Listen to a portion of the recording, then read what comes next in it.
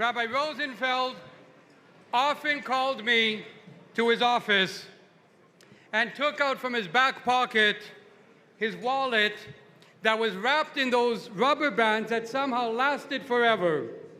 He took out a $5 or a $10 bill and he would say, Bloomis, go buy a lottery ticket. And when we win, we're going to build the next building for Olei Torah. I want to say here tonight, Rabbi Rosenfeld, you won the lottery. Look at tonight's packed house from wall to wall. Look at the 80 champions that showed their support in carrying your legacy. Look at your entire family and friends that came from across the world here on this day of your yahrzeit. You won the lottery, and if I may say so, we did as well. We won by knowing you, learning from you, and being inspired from your dedication. A round of applause for Rabbi Rosenfeld, and Mrs. Rosenfeld stood by your side.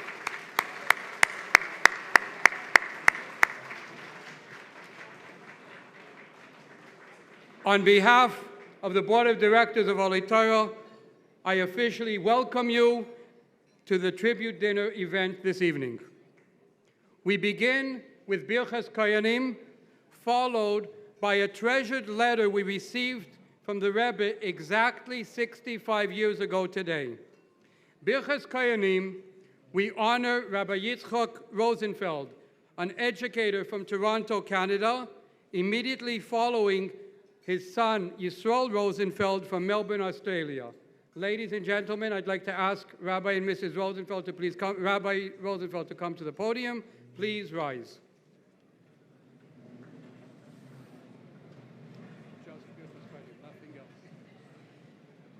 Vayidaber Adonai Omer Shlemer Daber Aram Rabbanon V'Leimer Koros Avaruchas Bnei Yisrael Omer Lahem Yivarechecha Adonai V'Yishmerecha Yor Adonai Panav Elecha V'Chunecha Yisan Panav Elecha V'Yasem Lecha Shalom Yisrael Yishmi Bnei Yisrael V'Ani Avarachem Aksiv Aksiv Aksiv Good Gebench Yom. Baruch Hashem Chaf Elul Tavshin Yudches Hanalas Ameset Chinuch Al Ta'as HaKodesh Olei Torah, Asher Brooklyn, New York, of Rosham Av Chassid Yishakim, Nich B'Vnayla, Chulu, Marav, Michal, Shichya, Havai Aleim Yichyu. Shalom Uvracha. B'noyim Nedaiti, Migmarachishas Habinyan, Asher Yoyim Aval Rishusam, Yiratzon, Shiyeh B'Shah Teva Mitzlachas, Mitzlachas B'chol Inyan Nehamesid, V'Viker, L'chanech HaTalmidim, Masim, L'Ritzoinik, V'Kavonas HaBesenu, Nisiyenu, Zechenim Zacher Zeich Tzadik Kadosh Shavach L'Chaylam Abba, Nishmasu B'Gimel Zimreimim, Zchusi Yegam Aleinu. Yiratzin, Sheyelech, Haloich, V'Hoisev, Heim B'Kamus, V'Heim B'Eichos, Ad Sheyeh B'Oifen Du Faratzti, Yom V'Kedma, V'Tzavoyna V'Negba, Ad L'Nachla B'Li Mitzarim, Sheyeh Kaloshna Kosev, Pi Havaya Diber. Varei, Yimei Chodesh Elul, Chodesh Rachamim, V'Sugolim Heim L'Chol Ha'omer, B'yichud Yom Habar, Shavafanav, Shalachav, Chayelul, Yom Oledesh Nei Moeris, Abba Shem Tov Rabbeinu Azakin, Asher Masru Nafshem Achinech Yalde B'nei Yisrael Ki Yedua. Sharei, Hayda Al Derech Zeh, Vade Shara Hi, V'gam Nesinas Koyach, V'chol Elu HaHolchim Mikvaseim, HaHolchim, V'al-Kaponim Yelchu Mikalan L'Abba, Shetzlicha V'avoida HaKdosh HaAmura, Chinuch Al Ta'as HaKodesh HaPita Yisenu, Torah Tmima, Torah Sanigla, Torah Chassidus Gam Yachad, Lahakim Talmidim Zera Barech Hashem, Asher V'Tzedik Yom Aleim, Ru Gidulim Shegidalnu.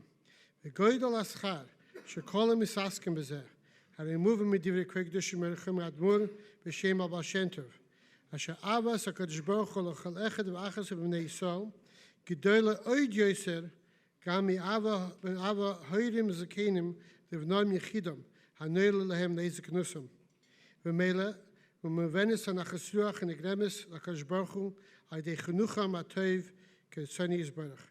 V'Bracha L'B'Sos Tovis, V'Chol Amor, V'Choysim V'Bichas Atzlacha, V'Ksiva Achsim Atova, V'Chalech Devecha, D'Bnei Beisam Shinita, B'Gashim Shevruchnis, D'Rebes Chasima. Nun Beis, V'Skar B'Poi, המחאסי פרטיס בתור השתתפוסי בחידשס הבניין בשעה טובה ומוצלחת.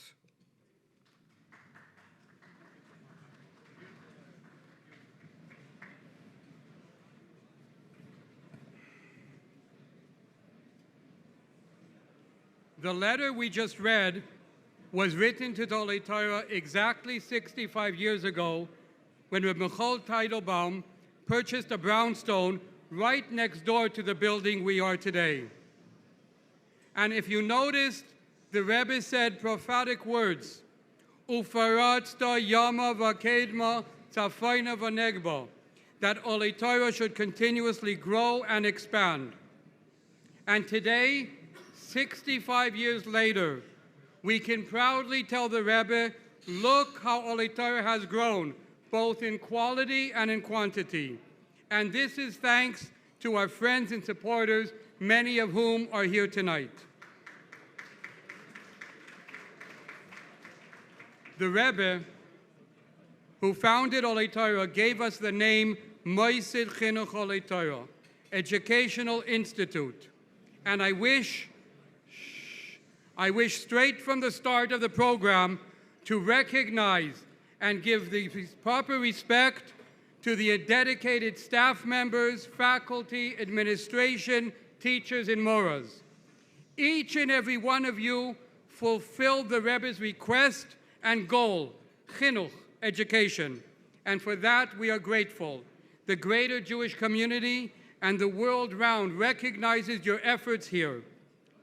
As our students here at Olei Torah become shluchim of the Rebbe, the world over, spreading Yiddishkeit, goodness, and kindness. All from your efforts of your teaching, your love, and your deep care for each and every student. Tonight, we wish to welcome yet another student, 8th grade Mendel Grossbaum from Stony Brook, Long Island, to grace us with a few words of the Parsha and speak of his Zayde, Rabbi Rosenfeld. Mendel is one of the newest students who was raised on Long Island and joined the ranks. But if I may mention, we have tonight a special guest, Rabbi Yossel Baumgarten, who was the very first student of Olei Torah. We wish you and your entire family gesund. Thank you for joining us. Ladies and gentlemen, Mendel Grossbaum.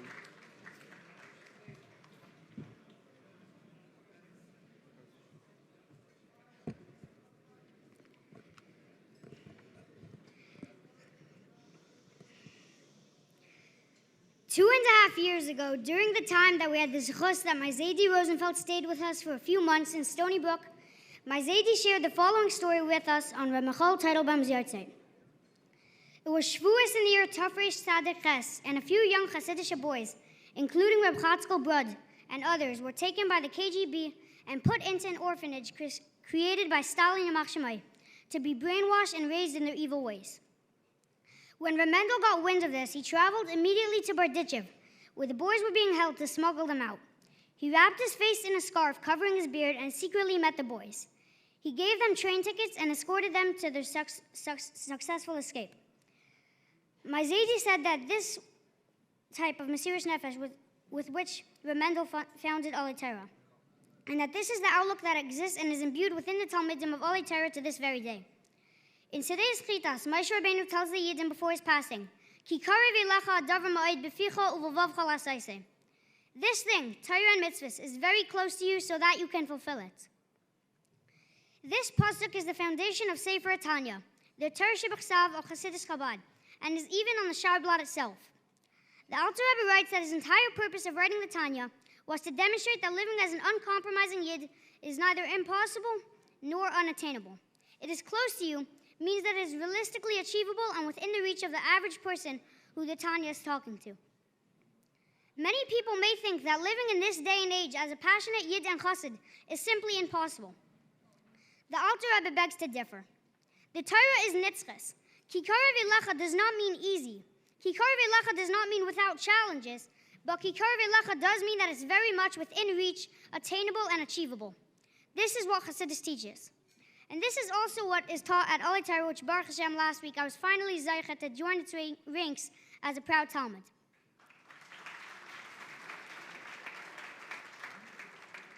And this is the example laid forth by Reb Michal and by my Zaydi Rosenfeld to put the Rebbe's vision of Chinuch al Taras HaKodesh into action in the way of Mesiras Nefesh. To know that the whole Olam Hazeh is Hevel Avalim, and there is nothing else but the Eibishter. And that to live in such a way is not only possible, but Kikar V'Lacha Davar Ma'od B'Fichol V'Vavchol Asayse. May we be zeichet to be reunited with my Zaydi and with our Rebbe with the coming of Mashiach B'Mheirav Yameinu Amen.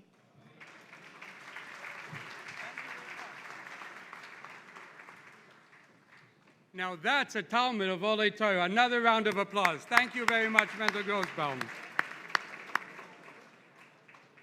Tonight's program is divided into 3 video chapters in which we capture the life, the dreams, the accomplishments of our dear Rabbi Rosenfeld, together with speaking of his wife Malka Rosenfeld, who stood by her side. And if I may note, she was in her own right an exceptional educator of thousands of students throughout her life.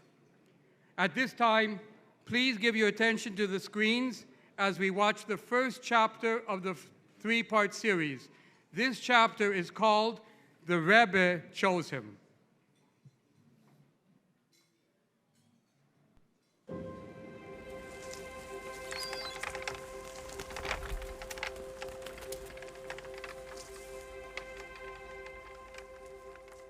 My father had to run away from the war. My Zayda didn't want to send him to America. He says, America is the Steiner Treif.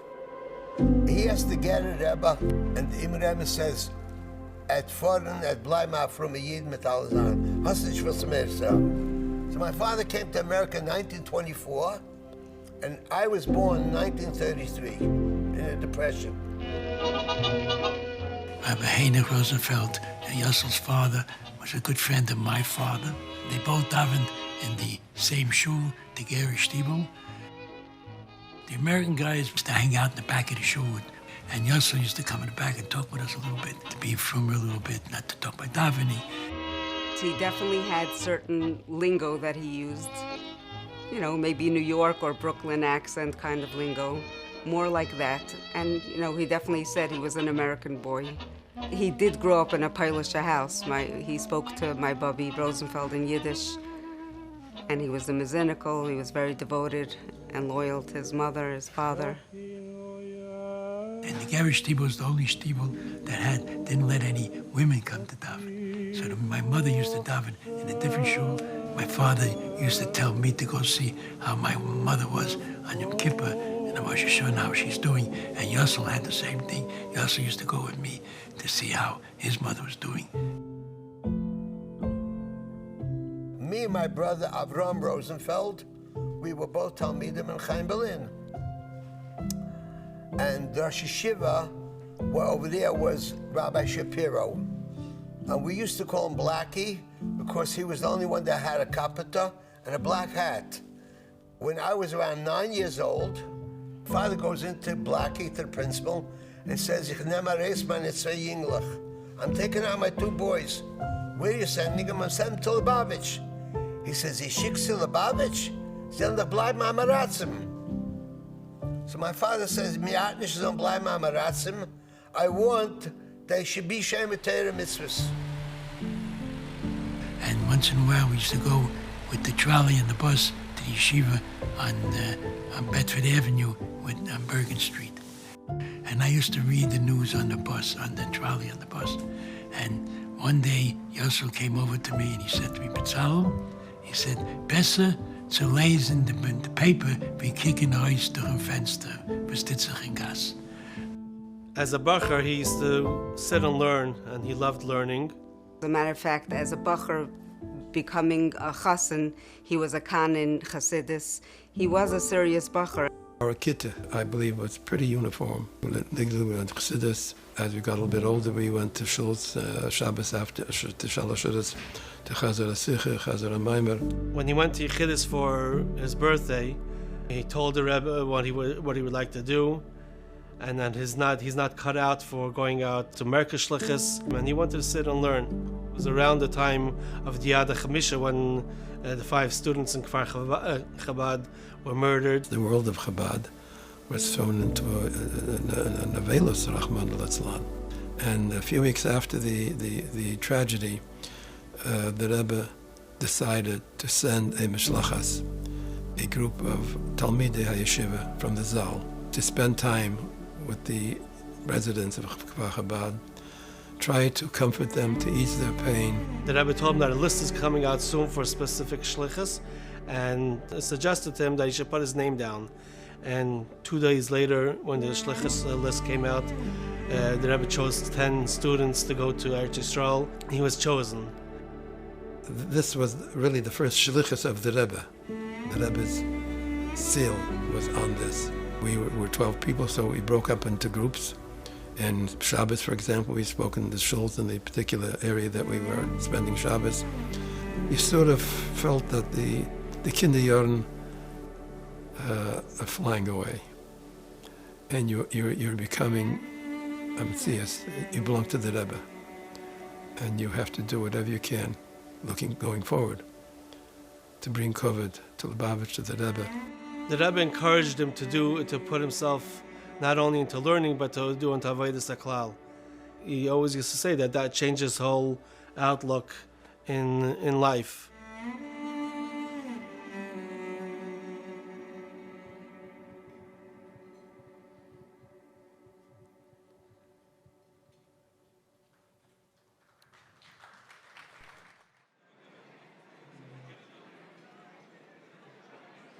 It has been a few years since we gathered together, and as the Rebbe said, we chapped our ein in Shnas Hakel just days before Rosh Hashanah and the Yomim Noraim.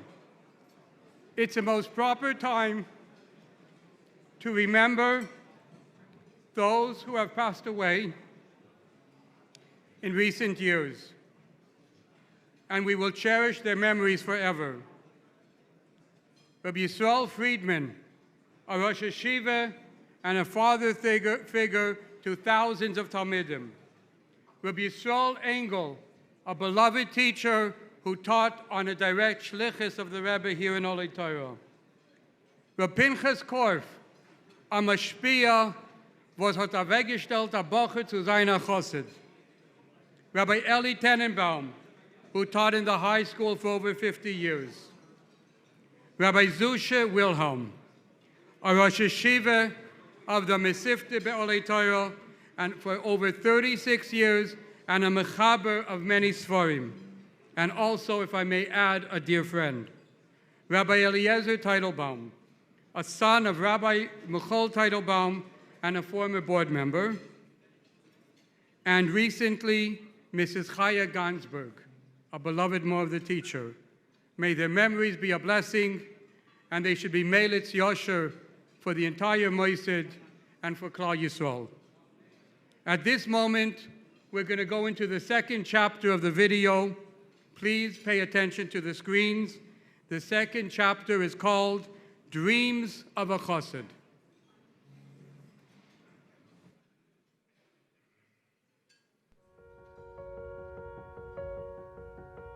Terry was there in his infancy, and Ramachal, a Teitelman of Shalom, he was looking for a principal, and someone told him that Yosef Rosenfeld is coming back from San Francisco. He asked Rabbi Chadikov, and he got back the answer that he should take him. His shlichus was before in San Francisco, and now his shlichus is in New York in Altair. The yeshiva started 47 years ago.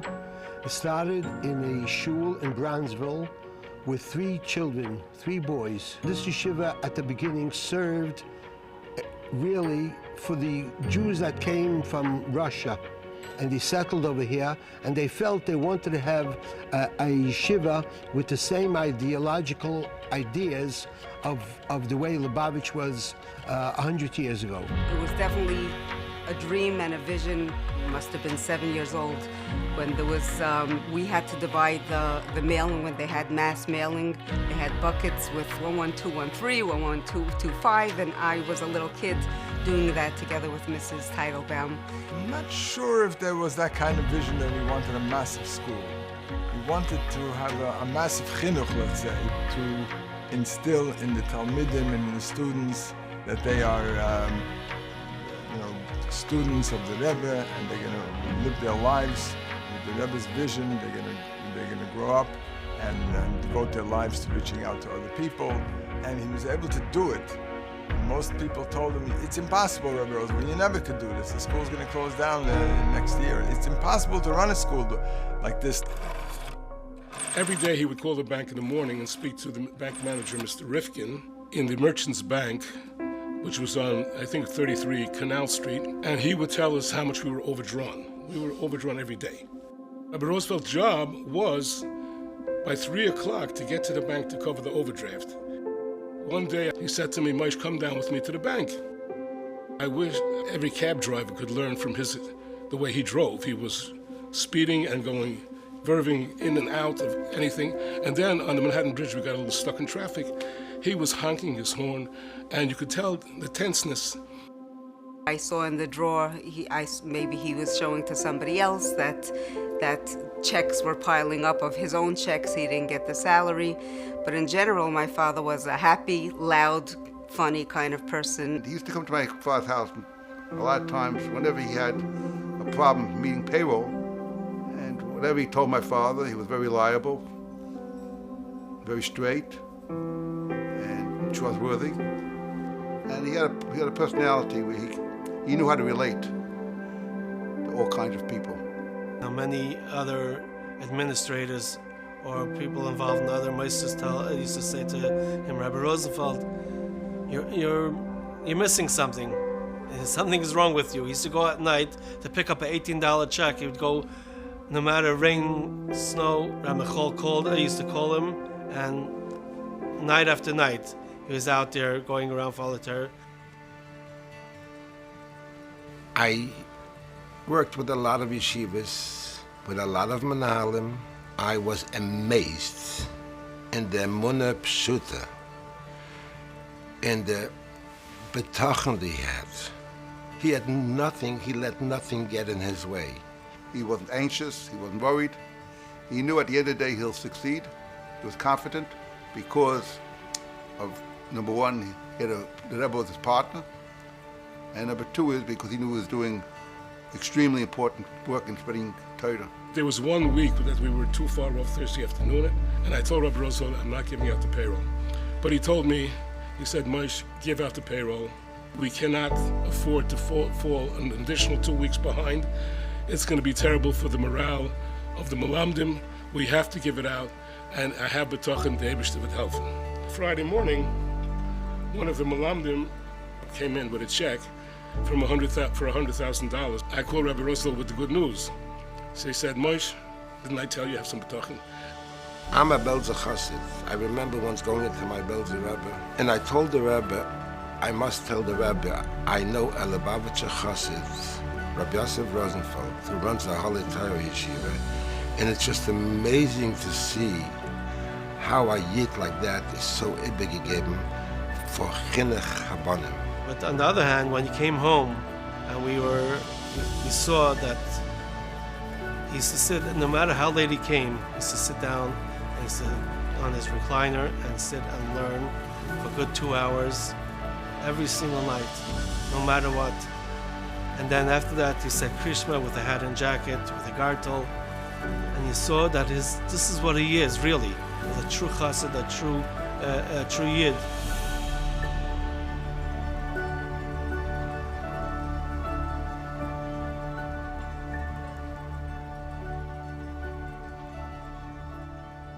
A true Yid, a true Chassid. These 2 words describe Rabbi Rosenfeld and all that he stood for. As a Chassid, a Lubavitcher Chassid, Rabbi Rosenfeld had a goal and a mission to build a Moisid Chinuch, to build Olei Torah into the empire of Jewish education, that young Kinderlach, young children, should be proud of their heritage and yearn to share it with others. A school that would have ripple effects around communities around the globe, to be a source of leadership of what is today the powerhouse behind the largest and fastest Jewish organization in the world. Ole Torah was his life's mission. Rabbi Rosenfeld did not see it as a position or a job, as important and respectable one that it is. He had seen it had he have seen it in that fashion as a job, his life would have been easier. His family would have had more time to spend with him. And I can personally tell you, those that worked around him, well, we definitely would have had a much calmer life. But Rabbi Rosenfeld knew, and he was focused on his goals. Over the 63 years, Rabbi Rosenfeld had many trials and tribulations, challenges from all over. But he lived a tefach hecher. He lived for a higher calling. He lived for his shlichus to build the Rebbe's Moised Chinuch. And that was his secret to his unbelievable success, his keen focus, his vision. And that was the reason why we all came here tonight. If there is anything I can ask you to take home from tonight's event, we should all live a tefach hecher. We should all live with a keen focus. Live your life and the good that you do. Don't let trivial and unimportant matters get in the way of being the best that you could be and fulfilling only what you can fulfill. And going by this route, imagine what we can achieve. Just look at this young Brownsville American boy. Look what he built, and look at what Rabbi Rosenfeld stood for. Because he had a vision, a goal, and nothing would stop him.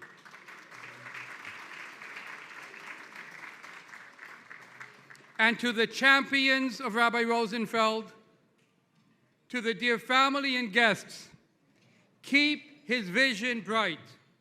Keep Rabbi Rosenfeld's legacy shining as we grow, as we build.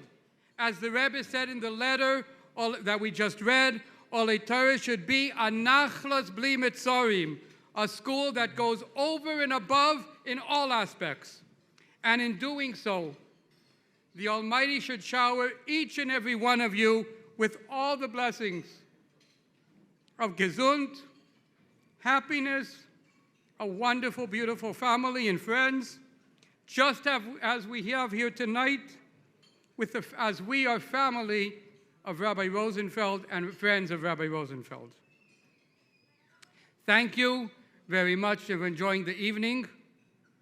And I would just like to take a moment to thank my outstanding team of Mrs. Sarah Friedman, Shner Shem Tov, who put in day and night into making this event as honorable as possible for the Rosenfeld family. And also I would like to mention the many, many staff, administrators, and members of the yeshiva who helped in so many ways. And a special thanks to my wife Sterni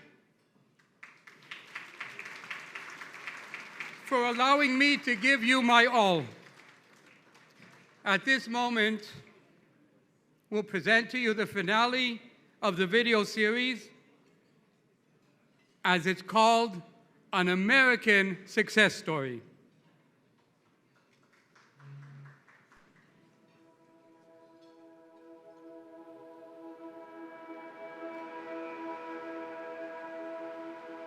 Every Motzei Shabbos, the first bracha that came out was Ole Torah should build a binyan for $1 million or even more than that. The numbers went up as inflation happened. When I came in, the yeshiva was getting from Reb David Deitch a huge amount, which was $250,000 a year. Reb Michal got it from him and covered most of the budget. As the years went on, the budget of the yeshiva became 15 million, 20 million. It was just astronomical. Occasionally would call me over for a meeting, either needed a loan for Ole Torah, or how is he going to get another building loan for Ole Torah, because Ole Torah was acquiring, whether it be the dormitory or around the corner, or even Remsen Avenue. We used to say, "Ta, you have a family," but that came first. My father's brachas for the yeshiva. He lived Holy Torah. He breathed that Holy Torah. He would come to me Erev Yontif if I could give something to the teachers, that they should have something extra for Yontif. And he felt that Holy Torah was the Rebbe's yeshiva, and it was a yeshiva Baruch Yisrael Sova, the way the Rebbe would want it, with Chassidish values. And he gave himself over to that. And that meant to him everything that there was. He had a hiskashus to the Rebbe, which was something to be jealous of. But I think his commitment was so much to the Inyan, the Rebbe's Inyanim, that it really took over, and you started to see so many challenges that he has, other than what we see on that side. He had both worlds. He lived in both worlds, one like here, one like there. He was a modern person, on the one hand, because he grew up in America and he knew what it was all about. But on the other hand, he still was raised in a home where the values of the old home, the Altaheim, so to speak, were there. Even though he dealt with so many other aspects, he never forgot the goal and the purpose of the school was to give its most to the students, to give them the most Hasidic chinuch possible, that each one should grow the best they can, learn the best they can, and be the best person that they can. In the time that he was in the school, there's no question that there was nobody else who did what he did. He was the one that made it what it is. There was not one person on the Torah, whether it's an employee or a child, who didn't know his vision. His excitement, his energy, his powerhouse, his charisma energized everybody and almost brought everybody in the school to do their very best for the school. He was totally immersed, totally dedicated, and that trickled down to all the people in the school. He actually executed a tremendous dream of his to turn the yeshiva from 12 or 14 Talmidim into the size that it is today, to the amount of property that it has today, to the way it operates today. I think he actually executed what any big CEO of a company would like to show, and usually would retire at the age of 65. And I would say he retired at the age of 89 when he gave back his neshama to Kadosh Baruch Hu.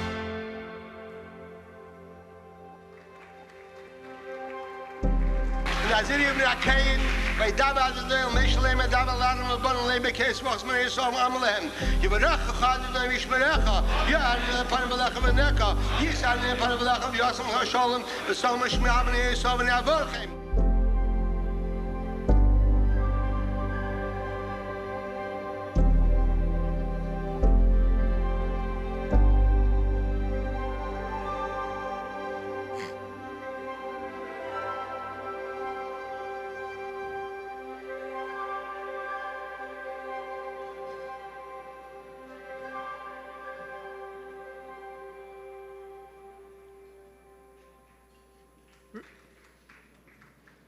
Rabbi Rosenfeld's dearest treasures, the diamonds and what sparkled in his eye was his family and his children, who he cared and thought of every single day.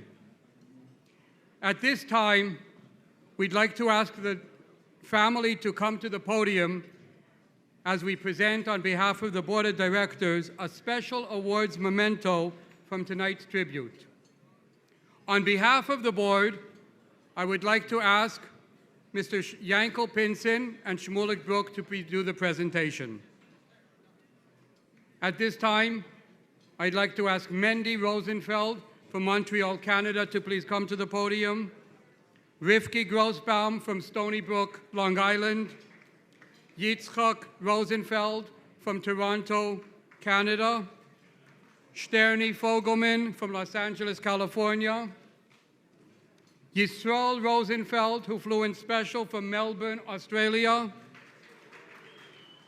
Shalom Rosenfeld, Brooklyn, New York, the director of Olei Torah, and Mrs. Chani Konikov from Roslyn, New York, and his Mizinkel, Mrs. Nechamadina Katz.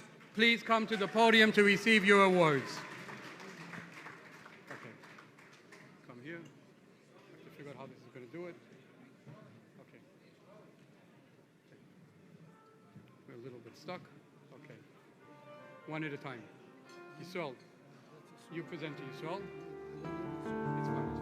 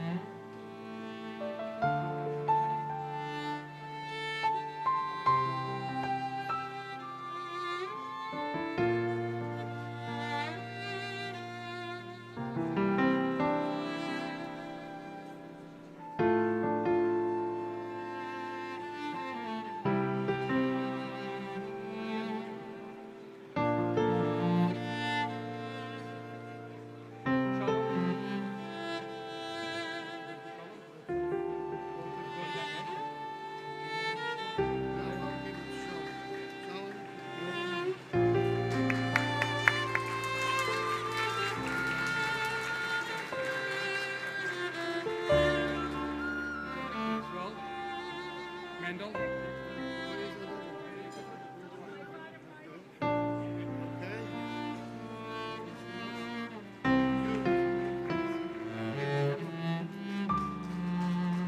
Yitzchak. One more. You go this side. You go there. One. Yitzchak.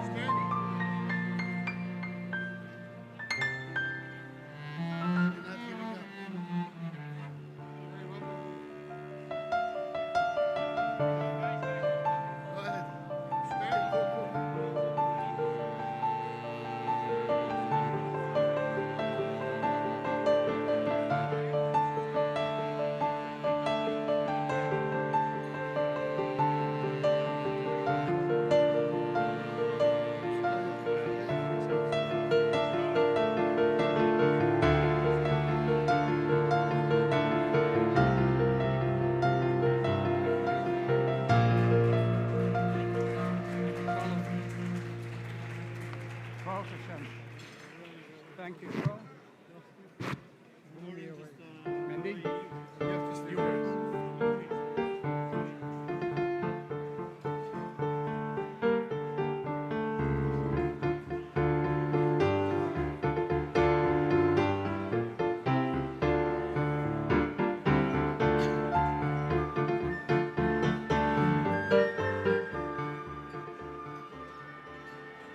What a journey.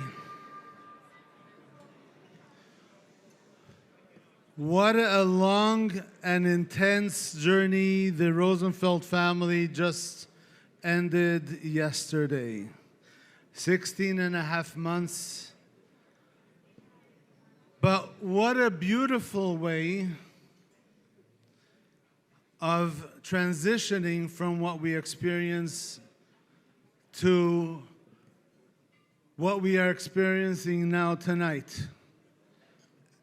And it's to be with family, friends, and in a yeshiva that my parents put their life, soul, and heart into.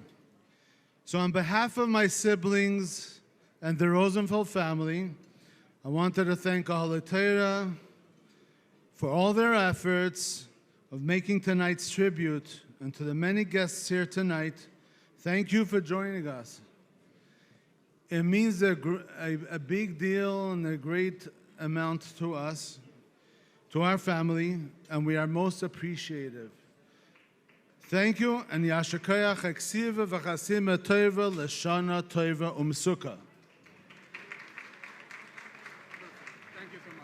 But the credit is to every worker of Alitera, und sollte alle sein, Atzloche, Gedele, L'chaim, soll Mamschke sein, der Chayes von Alitera und der Chayes von die Svadisen soll sein noch einmal die Svadis, und soll sich treffen sich, wie Sittum Alitera und der Chsidis, bis wann wir soll haben, bei Arab bringen, der Rebbe, Lamata, und es Galas HaMashiach, take me out.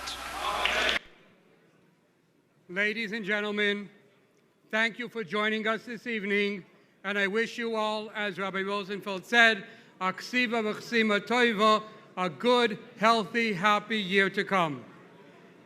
I would just like to mention for the champions, the special group of champions, your awards will be waiting for you out in the lobby. And a special mention to a dear friend of Rabbi Rosenfeld, Pearl Siegel Shapolsky and the Shapolsky family,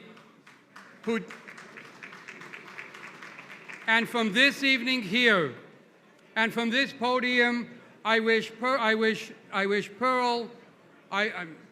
Toby, I wish her husband Noel, and I wish their son Harvey the very best of health and happiness, and we thank them for their unbelievable support.